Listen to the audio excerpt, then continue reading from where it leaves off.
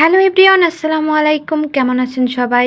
আজকের ভিডিওটি আপনাদের জন্য। আপনারা সবাই শুনেছেন যে আমাদের কলাপাড়াতে 1 মাস ব্যাপী তাঁতশিল্প মেলা হবে। তো আমি আজকে সেখানে আপনাদেরকে নিয়ে যাচ্ছি।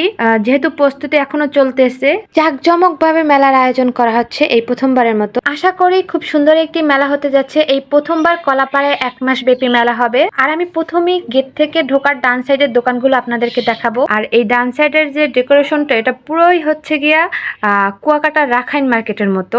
ডান সাইডের সব দোকানগুলো রানাভাই নামে, বাট আমি জানি না এর কারণ কি, আমার জানা হয় নাই। এখানে আপনারা দই ফুচকা পাবেন, প্লাস পাশে যে দোকানটা দেখলেন ওখানে আইসক্রিম। এরপর যে দোকানটা সেটা হলো রানা ঢাকার লেডিস শু হাউস। আর এর পাশ থেকে যেগুলো দোকান যাবেন সবই রানা নাম দেওয়া।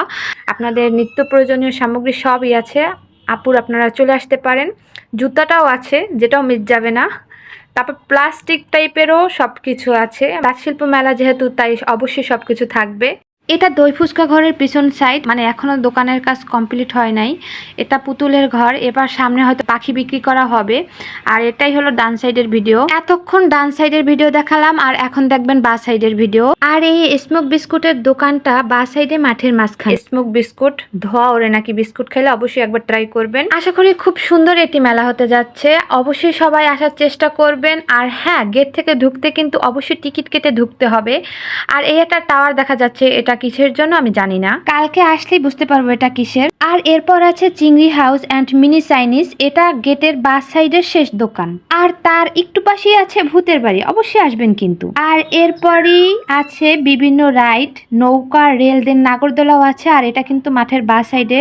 আর মাঠের বাস সাইডের শেষ প্রান্তে আছে সাংস্কৃতিক অনুষ্ঠানের স্টেজ এবং পাবলিক বসার ব্যবস্থা।